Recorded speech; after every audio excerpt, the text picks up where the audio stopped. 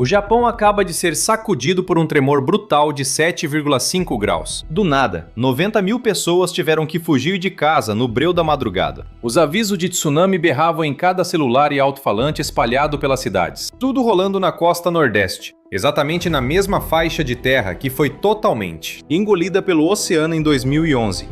A água veio com tudo e bateu forte.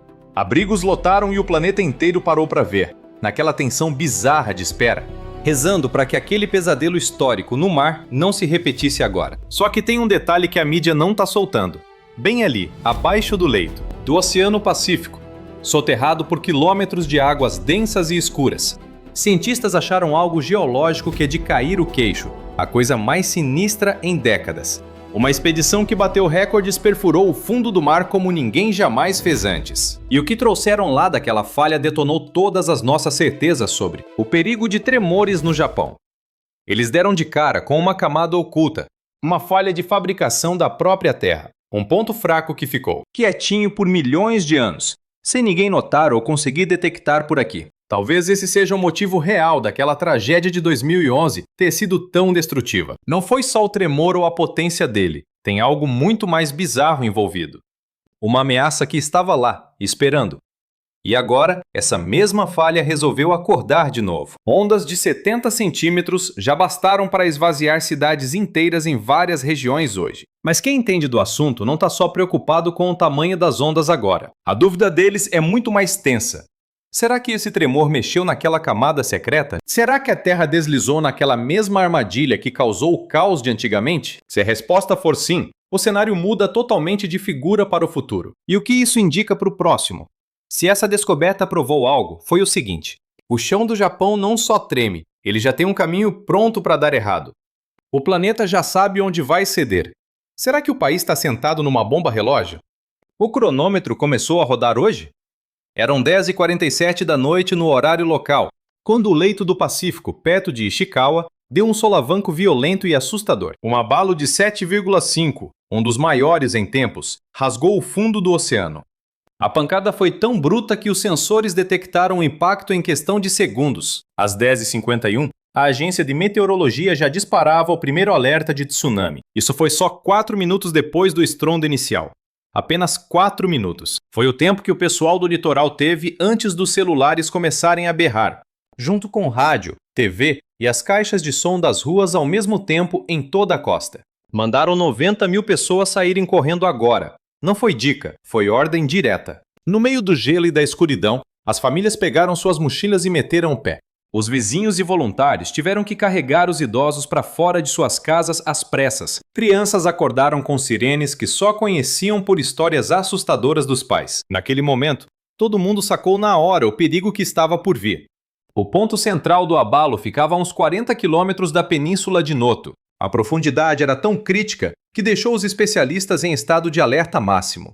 As equipes de resgate estão fazendo varreduras na costa para checar estragos e o nível do mar. O pessoal precisa continuar nos pontos altos porque a Terra não para de sacudir por lá. Os cientistas estão cruzando os dados para ver se aquela camada secreta se mexeu. Fiquem ligados que a gente traz cada detalhe novo sobre essa situação no Japão. Registros mostram o sismo rasgando um trecho específico do sistema falho na subducção da fossa japonesa, exata região que causou aquela tragédia imensa anterior, o caos de 2011. Ninguém deixou esse fato passar despercebido ali. Centros globais analisavam os dados instantes após o sinal. Boias captaram os primeiros sinais às 11h03 da noite. 70 centímetros atingiram o Ajima às 11h19. 70 centímetros parece pouco para causar destruição total, mas na velocidade do mar, derruba qualquer um facilmente. Alaga estradas costeiras num piscar de olhos agora e devasta vilas desprevenidas em pouquíssimos minutos apenas. Especialistas sabiam.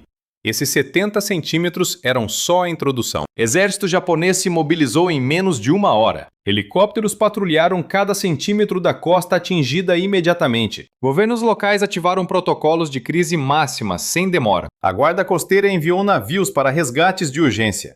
Abrigos abriram em Ishikawa, Toyama e também em Niigata, lotando com moradores fugindo das áreas de perigo. Socorristas viram um cenário de pânico sob controle total. Gente fugindo assustada, porém agindo com muita rapidez. O preparo japonês brilhava em cada fila de evacuação, nos abrigos e nas famílias salvas nos montes. Mas as ondas físicas eram só o topo do iceberg. Sob o oceano, algo ancestral e letal despertou novamente. O Japão ocupa o encontro geológico mais tenso do mundo. A placa do Pacífico corre 8 centímetros anualmente agora, mergulhando sob a Eurasiana num processo de subducção. São blocos terrestres gigantescos se empurrando sem parar nunca. Um desliza lentamente por baixo do outro agora mesmo, acumulando pressão extrema até explodir em fúria total. Essa descarga de energia violenta é o próprio terremoto. No fundo do mar, isso não apenas chacoalha tudo. O oceano inteiro é movido, gerando o temido tsunami.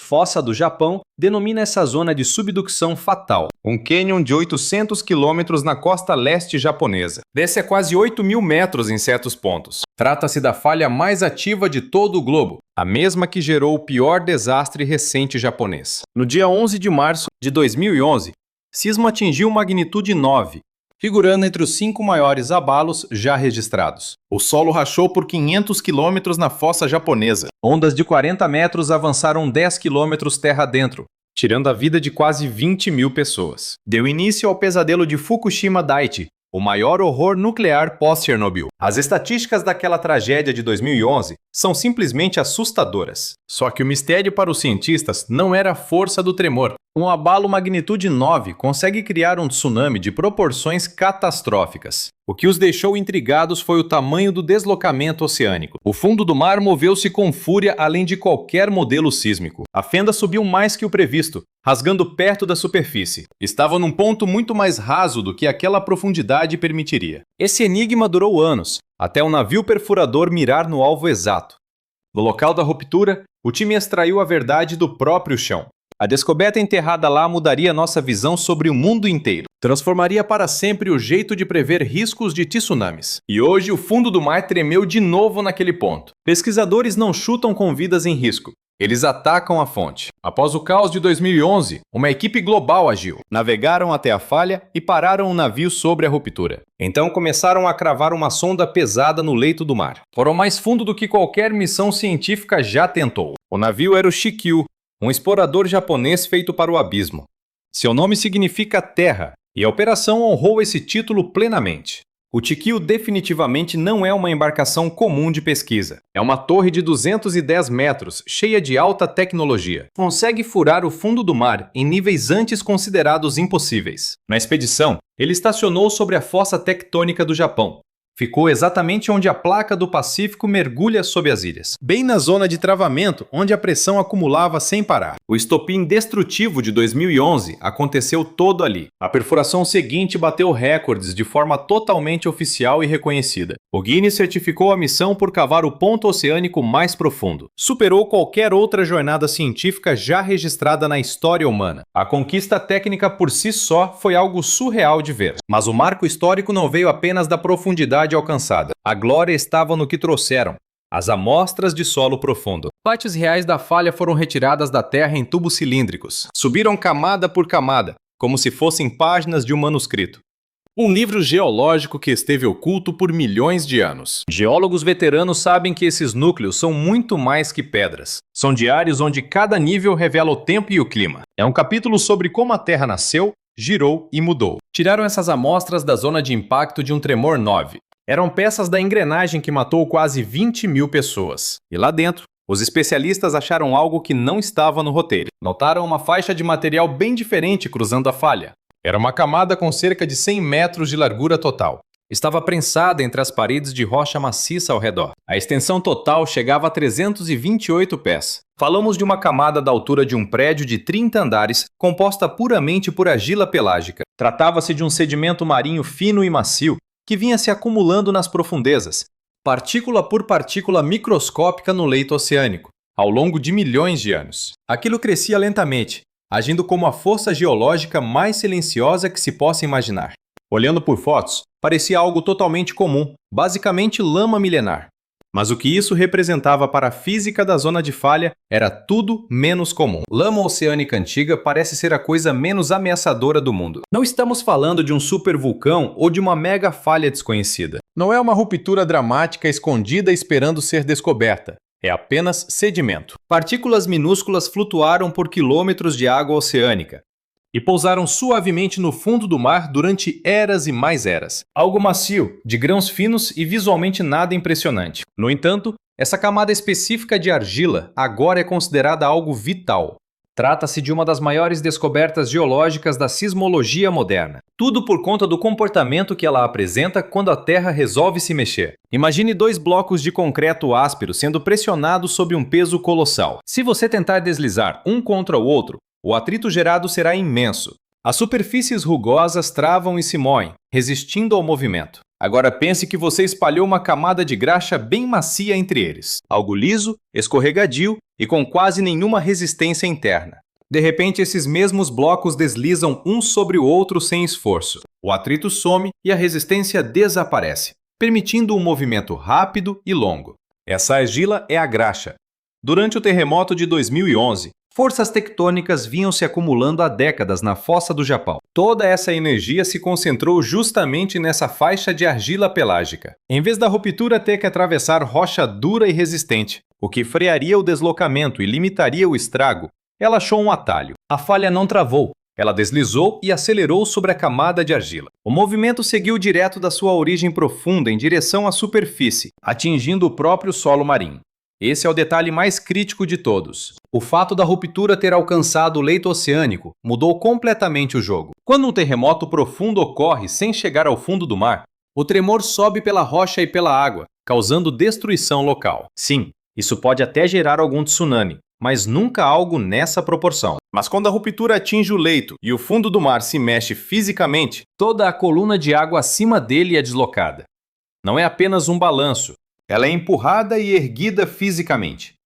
No desastre de 2011, o solo marinho subiu estimados 40 a 60 metros em poucos segundos. Imagine levantar o fundo de uma banheira cheia por 50 metros de uma vez só. A água não tem para onde ir a não ser para os lados. Eis o seu tsunami. Não é apenas uma onda causada por tremores, mas uma verdadeira muralha de água. Foi exatamente isso que devastou a costa nordeste do Japão em 2011. Uma consequência geológica que a própria Terra preparou durante milhões de anos. Essa descoberta de 2011 mudou como a ciência calcula os riscos de tsunami no Japão. De nada serve uma descoberta se ela não tiver aplicação prática no mundo real. É isso que dita como vamos nos prevenir, ajustar os cálculos e prever os próximos passos da natureza. Só que, antes mesmo de entendermos a fundo o que esse estudo significava, para todo o sistema de falhas, a Terra voltou a sacudir violentamente hoje. Um tremor de 7,5 na mesma região que gerou o caos de 2011 não é qualquer coisa. Trata-se de um sinal de alerta que cada especialista em sismos, focado na fossa japonesa, está examinando agora, com aquela camada de argila martelando em suas mentes. A dúvida do momento não é apenas o tamanho das ondas que surgiram. O que todos querem saber é o ponto exato onde houve esse rompimento. Qual foi a profundidade real do abalo? E se ele atingiu aquele ponto crítico que transformou um tremor em uma catástrofe histórica há 13 anos? Os registros sísmicos iniciais do evento desta noite já passam por uma varredura minuciosa, em busca de falhas mais superficiais. Saber onde o solo se partiu é o que define todo o cenário de risco. O rompimento que ocorre e se mantém no fundo age de um jeito. Se ele sobe para a superfície, o perigo é outro. O desastre de 2011 chocou o mundo justamente pela pouca profundidade que o rastro atingiu. Se o susto de hoje apresentar esse mesmo padrão, se os dados confirmarem que o movimento subiu para a parte mais alta da falha geológica, teremos um problema impossível de ignorar. Aquelas ondas de 70 centímetros no litoral nordeste são muito mais do que um dado estatístico. Elas servem como um diagnóstico vindo direto das profundezas da Terra. O tamanho da onda não é apenas um número em um monitor. É o reflexo de tudo o que rolou no leito oceânico. A fundura da falha, o quanto o solo se moveu, e se aquela lama argilosa facilitou ou não o deslizamento das placas. Os cientistas estão fazendo o caminho reverso com esses dados, para desvendar o que a falha aprontou hoje. O fato é que a comunidade científica agora encara um dilema que nenhum treino de evacuação consegue resolver sozinho. Se essa camada de argila for maior do que os mapas mostram na fossa do Japão, Ou se o tremor de agora tocou essa zona de instabilidade geológica, então todo o nível de perigo para esse sistema precisa ser elevado imediatamente. E se o Japão está nesse radar, a pergunta seguinte é inevitável. Onde mais pelo mundo precisamos rever nossos conceitos de segurança? O mar começou a recuar e o perigo imediato parece ter passado. Os alertas de tsunami já não são tão graves e foram baixados. As 90 mil pessoas que deixaram tudo para trás no meio da noite iniciam um retorno. Os muros de contenção seguraram a onda. Os alarmes foram precisos e as rotas de fuga salvaram vidas. Sob qualquer ótica de prevenção de desastres, a forma como o Japão encarou esse sismo de 7,5 prova o quanto o país evoluiu desde o trauma de 2011. O plano funcionou e a população foi protegida. A estrutura resistiu e o preparo deu resultado. Mas a geologia do lugar continua implacável. No fundo do Oceano Pacífico, naquele breu onde nenhum ser humano jamais porá os pés, aquela argila pelágica ainda repousa. São 100 metros de um sedimento milenar, extremamente liso e perigoso, espremido entre rochas sólidas, apenas esperando.